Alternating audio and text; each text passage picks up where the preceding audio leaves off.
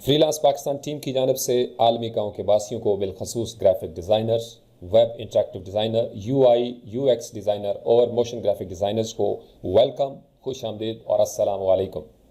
हस्बे वादा आज बरोज़ जुमातुल मुबारक 25 अगस्त 2017 से उर्दू ज़बान में ट्यूटोरियल्स का बाकायदा आगाज़ हो रहा है। फ़ोटोशॉप इस वक्त दुनिया भर में ग्राफिक डिज़ाइनिंग के हवाले से एक जाना पहचाना टूल है।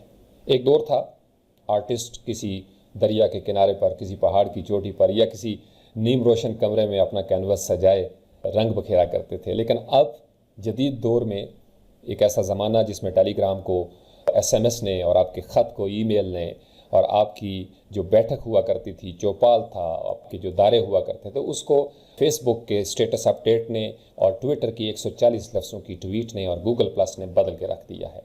ये जिद्दत है, यही नयापन है और हम जिस दौर में ज़िंदा होते हैं हमें अपने दौर की टेक्नोलॉजी के साथ जीना होता है। तो फ़ोटोशॉप के ये टूल्स आपको नज़र आ रहे होंगे। फ़ोटोशॉप में बहुत सारे टूल्स हैं। ये दो एरोस आपको नज़र आ रहे होंगे। एक ये तरीक़ाकार है कि आपका ये टूल्स हैं वो इस तरीके से नज़र आएंगे। कुछ लोग कहते हैं कि नहीं, मैंने 2 लाइनों में देखना चाहते हैं, तो आप इस एरो पे क्लिक करेंगे तो ये टूल्स, ये जो टूल बार है, ये सारी की सारी टूल बार है, ये टूल आपको यहाँ पे नज़र आते हैं। तो ये इसको आप यहाँ से लेफ़्ट माउस क्लिक का आप इसके ऊपर क्लिक करें और इसको आप यहाँ से यहाँ भी ला सकते हैं। आप इसको इस्तेमाल करने के लिए जब मैं इसको यहाँ पे लेके जा रहा हूँ तो ये एक ब्लू बार सी आपको नज़र आ रही है। ये जो नीले रंग की एक लाइन सी आपको नज़र आ रही है, ये बता रही है कि आप इस टूल बार को यहाँ भी फिक्स कर सकते हैं, यहाँ भी लगा सकते हैं। तो मैं अगर इसको छोड़ूंगा तो यहाँ भी सेम वही कहानी है। कुछ लोग ज़्यादा सहूलत महसूस करते हैं कि उनकी टूल बार यहाँ पे हो। इसी तरीके से आप इस टूल को बिल्कुल फ्री आज़ाद भी रख सकते हैं ताकि आप इसको कहीं भी मूव कर सकें। सबसे पहला जो टूल है मूव टूल, जिसकी कीबोर्ड के ऊपर शॉर्टकट की जो है वो वी है। अब वी से ये लफ्ज़ शुरू नहीं हो रहा, लेकिन अगर आप मूव करके लफ्ज़ को बोलें, जैसे इंग्लिश ज़ुबान में इसकी प्रोनाउंसिएशन है मूव, तो वो जो व है वो उससे एक वी आपको ये याद रहेगा। जब भी आप वी को प्रेस करेंगे तो आप मूव टूल जो है वो आपका एक्टिव हो जाएगा। अब फ़र्ज़ करें मैंने ये एक और टूल को सिलेक्ट किया, लेकिन मैं जब इसको कीबोर्ड से वी करता हूँ तो ये दोबारा वहाँ पे चला जाता है इस तरीके से। तो ये कीबोर्ड के ज़रिए भी आप इसके टूल्स को सिलेक्ट कर सकते हैं। अब मूव टूल का इस्तेमाल क्या है? मूव टूल का इस्तेमाल जैसा कि लफ्ज़ से ज़ाहिर है, मूव, आप एक जगह से दूसरी जगह पे मूव करते हैं। आप एक लेयर को, एक ऑब्जेक्ट को, एक इमेज को, टेक्स्ट की एक लेयर को एक जगह से दूसरी जगह पे मूव करते हैं। फ़र्ज़ करें टेक्स्ट की लेयर बनाता हूँ या यहाँ पे मैं कोई शेप टूल में से कुछ शेप बनाता हूँ, तो मुझे उसको मूव करने के लिए मूव टूल की तरफ जाना पड़ेगा। जब तक मूव टूल एक्टिवेट नहीं होगा वो लेयर मूव नहीं करेगी। टूल बार के साथ अक्सर लोग जो है वो यहीं तक रहते हैं कि जी हमने टूल को एक्टिवेट कर लिया, लेकिन आगे हम क्या करें। ये याद रखें, ये जितने भी आपके टूल्स हैं, मोर देन 70 से ज़्यादा ये टूल्स, जब भी आप किसी टूल को सिलेक्ट करेंगे तो उससे मुतल्लिका जो ऑप्शंस होते हैं, इसको कहते हैं ऑप्शन बार। ये एक बार है जिसमें आपके ऑप्शंस आ जाते हैं, मुख्तलिफ इम्कानात हैं कि ये क्या क्या कर सकता है, इसकी आप सेटिंग कर सकते हैं। जैसे अभी मूव टूल को मैंने किया तो ऑप्शन बार जो है वो इस तरीके से हो गई है, लेकिन अगर मैं आर्ट बोर्ड टूल के ऊपर आता हूँ तो ये ऑप्शंस उसके बदल गए हैं। इसी तरीके से जब मैं ये सिलेक्शन टूल्स को सिलेक्ट करता हूँ तो उसके मुताबिक जो है वो ऑप्शंस तब्दील हो जाते हैं। बहुत सारे ऑप्शंस आपको नज़र आ रहे होंगे। डिम है, वो इसलिए कि जब यहाँ पे ऑब्जेक्ट होंगे, अभी तो एक ही लेयर है बैकग्राउंड लेयर और वो लॉक है, लेकिन जब आप यहाँ पे डिफरेंट लेयर्स बना लेंगे, जैसे फ़र्ज़ करें कि मैं अगर आपको एक रेक्टेंगल जो है वो मैंने बना ली है, अगर मैं मूव टूल नहीं करता, कोई और टूल है, तो मैं उसको उस तरीके से मूव नहीं कर सकता, लेकिन मुझे कीबोर्ड से मैं इसको वी प्रेस करूँगा, ये लेयर अब मेरे लिए मूव कर रही है। पिंक कलर की जो लाइन नज़र आ रही है ये उसकी गाइड्स होती हैं, ये स्नैप करने के लिए बताती हैं कि आपका सेंटर कहाँ पर आ गया या किसी लेयर के मुकाबले में। अब जैसे ये वर्टिकल और हॉरिजेंटल अगर आप इसको मूव करेंगे तो इसका मतलब ये बिल्कुल जो कैनवस है हमारा, इस कैनवस के ऊपर ये बिल्कुल सेंटर में ये इस वक्त ये आपकी शेप पड़ी हुई है। ये ऑटो सेलेक्ट है, आपकी ऑटो सेलेक्ट है। अगर मैं ऑटो सेलेक्ट को अनचेक कर देता हूँ तो ये सिलेक्ट नहीं कर रहा, वही लेयर जो आपके पास थी, अगर आप गौर से देखें इसको तो वही सिलेक्ट है। मैं जब इस पर मूव करके क्लिक करता हूँ तो लेयर पैनल के अंदर भी वो सिलेक्ट नहीं हो रही, लेकिन जब मैं ऑटो सेलेक्ट मेरा अगर चेक है और फिर मैं उसको क्लिक करता हूँ तो वो मूव कर जाती है। इसी तरीके से जब मैं तीसरी लेयर को क्लिक करूँगा तो उस पर आ जाएगा। इसकी शॉर्टकट की भी होती है, अगर आप ये चेक ना भी रखें, जो प्रोफेशनल्स होते हैं वो आमतौर पर इसको चेक नहीं रखते।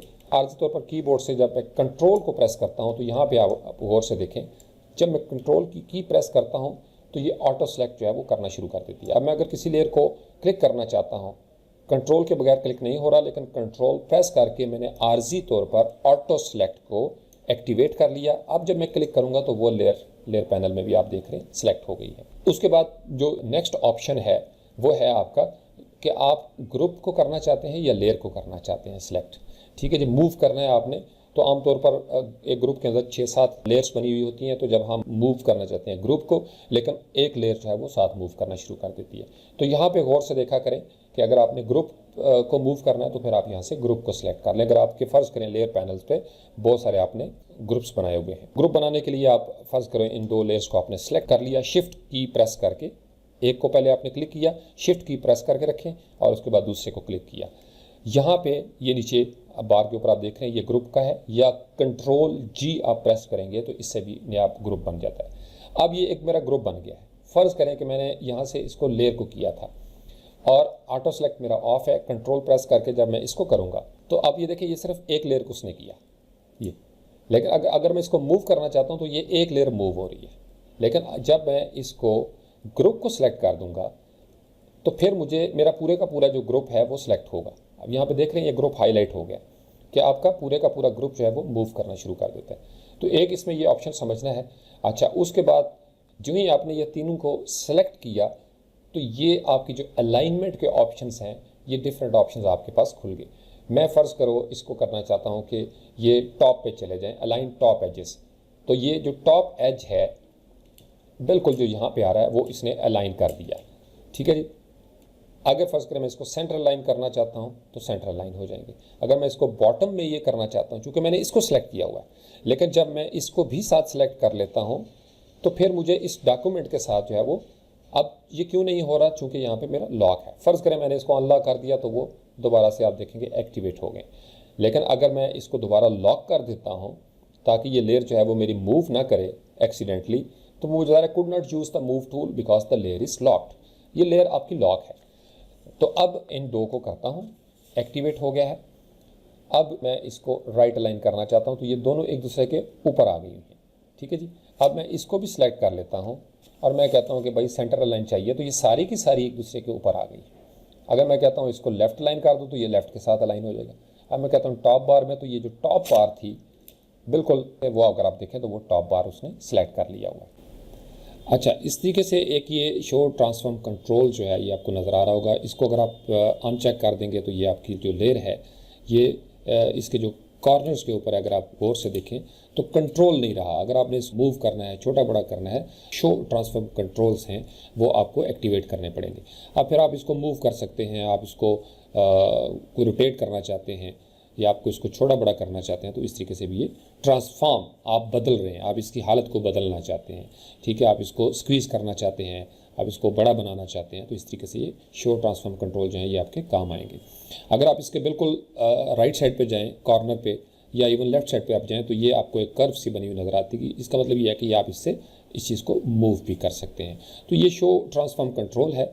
जब आप इसको एक ख़ास जगह पर आपने फ़र्ज़ करो यहाँ पर मैंने मूव कर दिया, तो इसके बाद आप या तो यहाँ से क्लिक करेंगे, टिक मार के कमिट कर दें कि आपको ये तब्दीली चाहिए, या आप कीबोर्ड से एंटर प्रेस कर देंगे, तो उससे भी आपका जो ट्रांसफॉर्म कंट्रोल्स हैं वो अप्लाई हो जाएंगे इसके ऊपर। तो ये टोटल है मूव टूल के हवाले से। मूव टूल्स का फोटोशॉप का बुनियादी टूल है जिसका इस्तेमाल तकरीबन हर प्रोजेक्ट में होता है। जब भी आप किसी प्रोजेक्ट पे काम करेंगे तो मूव टूल का इस्तेमाल जो है वो लाजमी होगा, चूँकि हरकत में बरकत है। आपने लेयर्स को हरकत देनी है, आपने टेक्स्ट लेयर्स को हरकत देनी है, आपने ऑब्जेक्ट्स को मूव करना है, आपने यहाँ पे कोई शेप्स बनाई हुई हैं तो आपने उनको मूव करना है। या फ़र्ज़ करें आप फ़ोटो मैनिपुलेशन का कोई काम कर रहे हैं, किसी जगह से पहाड़ लेके आ रहे हैं, किसी जगह से आप चश्मा लेके आ रहे हैं, कहीं पे आबशार है, तो इन सब को आपस में अलाइन करने के लिए या मूव करने के लिए आपको मूव टूल का इस्तेमाल करना पड़ेगा। Thank you very much.